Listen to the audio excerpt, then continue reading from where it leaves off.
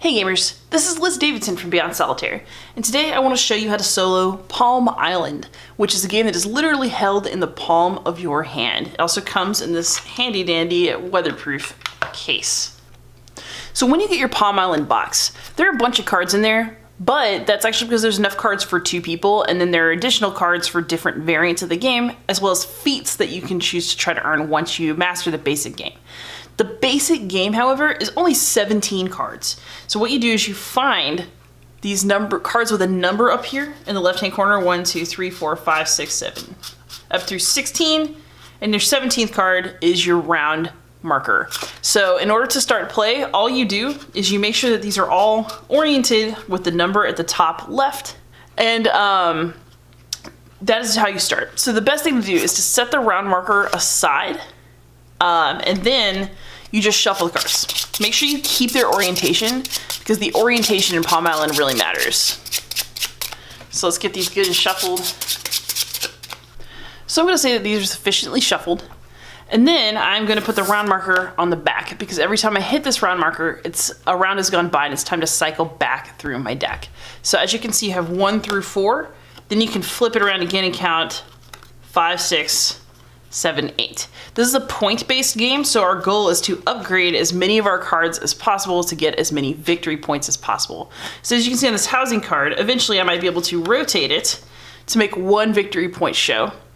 And then I might be able to flip it to get 3, and then I can rotate again for a maximum housing point total of 6 for this card. So there's a whole bunch of different cards that allow you to score, and your goal is to maximize the amount of points that you get and how well you do with the resources that you can gain. For right now, however, we're just gonna go through and I'm gonna play and explain to you what's going on. For future reference, this yellow symbol does mean flip like this. That blue symbol means flip it over on the back without changing the orientation. So that's how the cards move in this game.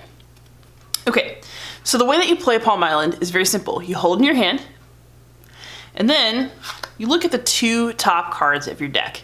If you can take an action with one of them, you can do it. If you can't take an action with either of them, the top card goes to the back of your deck and you can't do anything with it until you see it again. And that's literally it. It's a very simple game. The trick is knowing what you need from your cards and choosing what to upgrade and how strategically. Also, just so you know, before you really start playing the game, you actually are allowed to look at all the cards that you have and make a few planning decisions. You can only look 3 cards ahead once you start to play, but before you begin to play, you actually are allowed to look at everything and kind of have a think for a second before you keep going. So for now, however, we've got a housing and a logger. The housing we can't do anything with, because in order to rotate it, we need a log and a fish, and we don't have the resources to do anything with that yet. So let's have a look at the logger.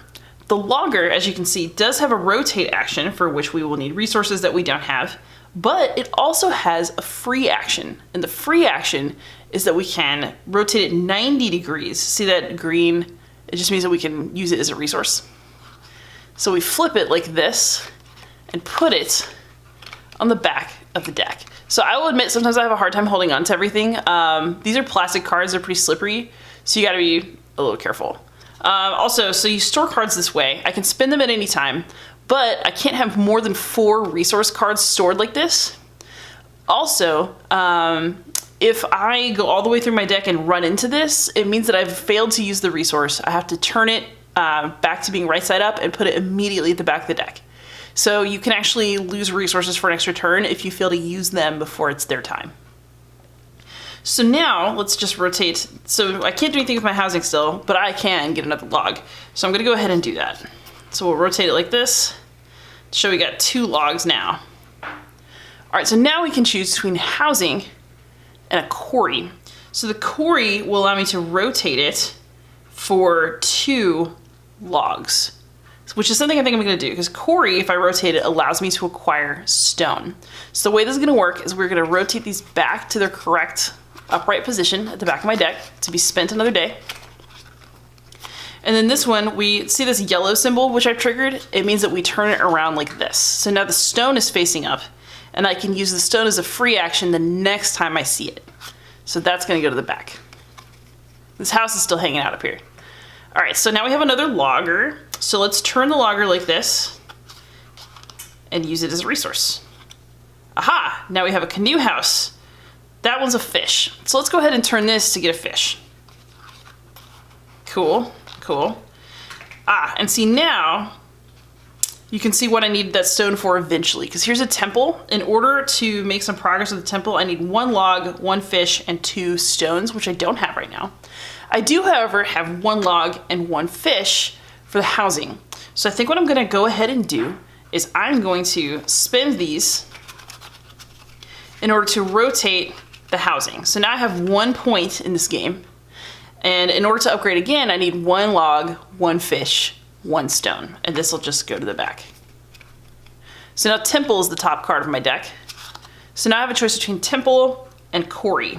I can't do anything with either of these. I don't have any resources. So Temple's gonna go to the back. Quarry is now one I can't do anything. So basically I have no resources. So this requires resources, it won't work. This one required them, nothing was gonna happen with that either. Aha, so this doesn't work for me right now, but I have a canoe house. So I can rotate that. Another canoe house, I can rotate that. Aha, and here is another quarry. So let's say that I want to upgrade this quarry. I'll show you another symbol. So see how this one has 2 fish for this blue symbol right here? What that means is I can spend these 2 fish to flip the card like this and get a quarry that way. So that is pretty cool. Also, if I decide to rotate it again later, I can actually make points off of this quarry, but for now we're just gonna put it like that. So that goes to the back. So now we have a market. I can't do anything with either of these, I have no resources, so this goes to the back. Market and Toolmaker, again, I have no resources, this goes to the back. No resources, this goes to the back. No resources, this goes to the back. As you can see, you wanna make sure that you're getting to the point where you can have more resources, you can do stuff. And again, I can't do anything with this. This one will go to the back. And then once this is the top card of your deck, you rotate it to the next round and you put it on the back of the deck. That is exactly how you play Palm Island. So you just rotate through the deck several more times, try to get as many points as you can, and that's it. So it's a pretty nice little handheld game. If you are interested in just kind of something that you can put in your pocket. This even came with like a separate tiny wallet that you could actually slip in your back pocket with just these cards rather than with that full deck box. So you can literally put it in your back pocket and carry it around and get it out when you're in line or get it out when you are on a lunch break. So if you are into this kind of game, it's really good at fitting into your life. I think that it's got a lot of cute and clever little strategic things that you can do, like how to get points. So there's certain ways. Like if you want to get the most points out of your logger, you have to eventually have it stop creating logs for you. So one of the things that's interesting about that, right, is that you have to time it so you can say, well, maybe I'll have enough resources that I can like burn some extra cards in my final round in order to score more points off of them. So you have to be thinking about that. You know, do I want to upgrade a card now, like for housing, right? Did I want to upgrade that house now, or should I have waited and decided to use that to upgrade a resource card so that in future turns it would be easier and easier and easier for me to upgrade these buildings? Because housing never gives you any resources, it just kind of gives you points. So you have to think about how far into the game do you want to be working on improving your resources, and then how far into the game do you want to start accumulating points, because cards only come around so many times. Other things that are interesting, you get these little cards like the Trade House, which doesn't really give you any points or anything, but when you flip it around, it changes the kinds of resources that you get off of the card. So you can decide, if you know what's on the Trade House and you're thinking about it, to spend your cards in certain ways in order to make sure that you're constantly generating the number of resources that you need. But you also have to keep paying for them. So, you know, you have to make enough plans to both flip it to the part that you need to use and to use it properly, because you have the resources to do that when the time comes. So it's a really interesting game with like a bunch of little interesting challenges in it. One of the other interesting little touches that Palm Island has to offer is feat cards. So see these dark colored cards that that have interesting stuff in the corners. So that's the Statue of Trust. Feet, yes. Okay, so basically what you're doing, right, is you have these feet cards. You can always tell, by the way, what's in the correct corner because the upright position of the card will have this in the top left corner. So it's pretty easy to figure stuff out.